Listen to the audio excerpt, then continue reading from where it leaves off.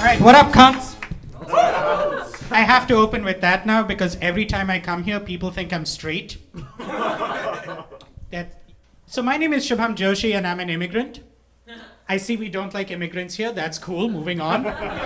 If ICE shows up, I know to run away very, very fast.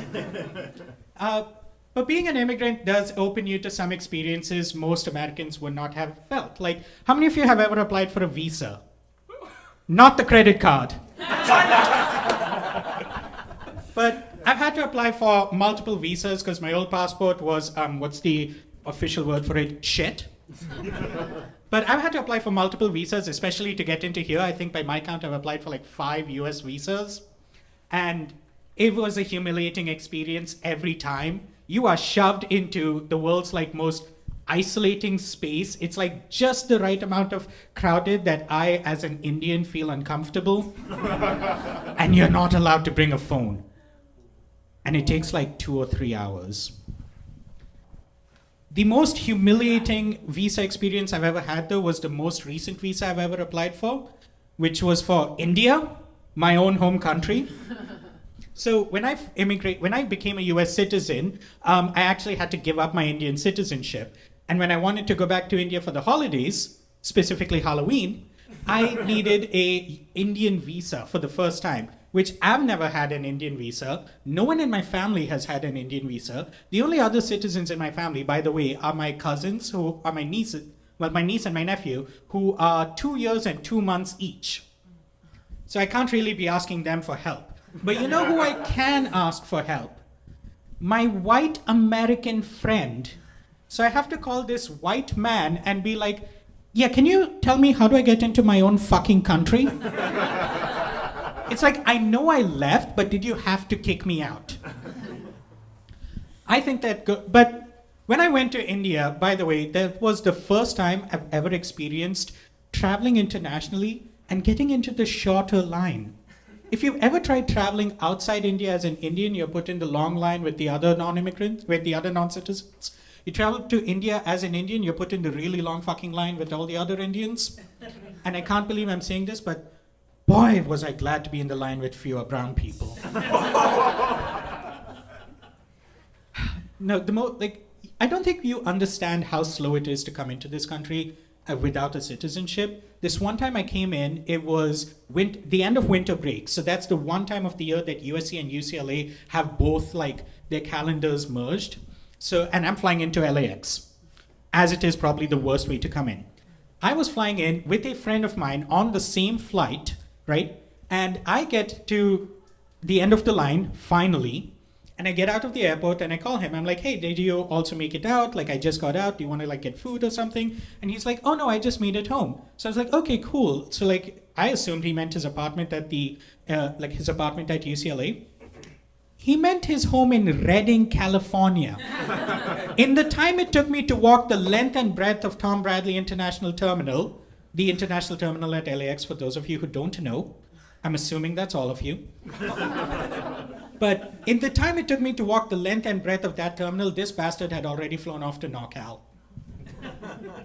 So when people ask me why I immigrated to the US despite everything, I say it's because I wanted to be here to support my friends and I love American culture. It's because I really fucking hate the line, you guys. But I think going back to India was good for me. Like, it was a very, it was good for me to discover my roots, you know, like to see what about me has changed and what hasn't. For instance, I still have my taste in Indian food. I thought that after living here for like 13 years, I would have like lost my tolerance to spice. I love spicy food. And I actually got to discover some brand new Indian candies that haven't yet made their way here. For those of you who have not had Indian candy, it's kind of like Mexican candy, except the spice kind of sneaks up on you. You don't expect it, you know? And I gave some to all my friends, and one of my friends came up to me and he was like, yeah, that candy was really weird. Like, it started off good, but then, I don't know, some spice just hit me. And I had to be like, Shane, it's called salt. Sorry, I have a very flatulent brain, so I've completely forgotten what I was about to say. That's what I forgot. So, I also believe that this is. Yeah, sorry, brain fart. Give me 1 second. So, my name, as I said before, is Shubham Joshi. And a lot of people want to know, what does the name Shubham mean? So I found out when I was in India, because I was thinking about, myself. I'm a Leo, obviously. But I'm thinking about myself and asked my mom, hey, what does the name Shubham mean? And my mom says, well, so basically, she had this wish for me when I was born that anything I do, I'd have a very strong start in it. So she named me Shubham, which means good beginning. You'll notice she said nothing about the ending.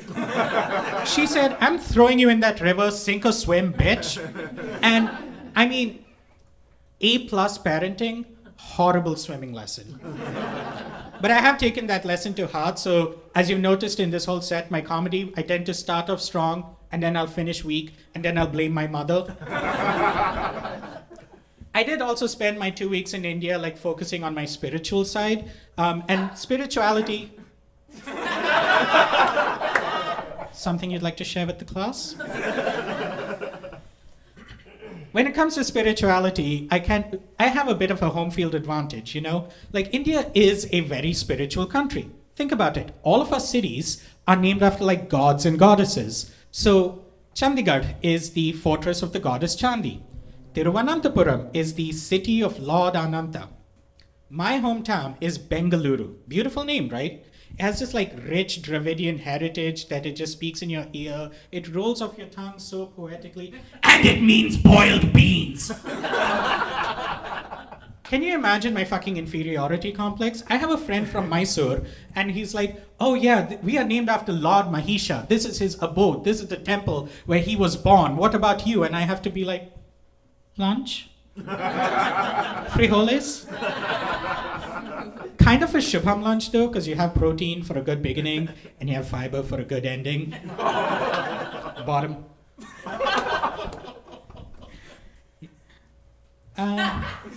Thank you, Quay. And speaking of good endings, here's one. Thank you and good night.